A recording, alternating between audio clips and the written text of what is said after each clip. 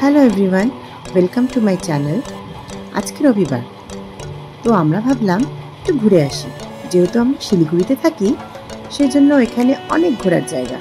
তো সেরকমই একটা জায়গা আমরা সিলেক্ট করে সেখানে যাওয়ার জন্য বেরিয়ে পড়লাম, কিন্তু সেখানে আর পৌঁছানো হলো না, কারণ অনেক সন্ধ্যা হয়ে আসছিল। যাই হোক, একটু ওপরে উঠে একটা জায়গা সিলেক্ট করে সেখানেই আমরা একটু মজা করে নিলাম।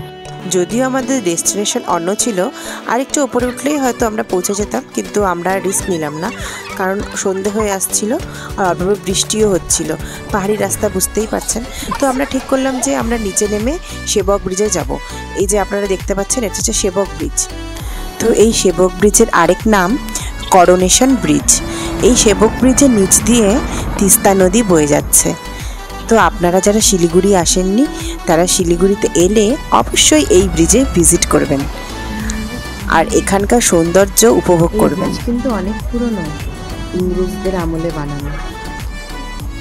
তো আশা করছি আমার এই ছোট্ট ভিডিওটি আপনাদের ভালো লেগেছে।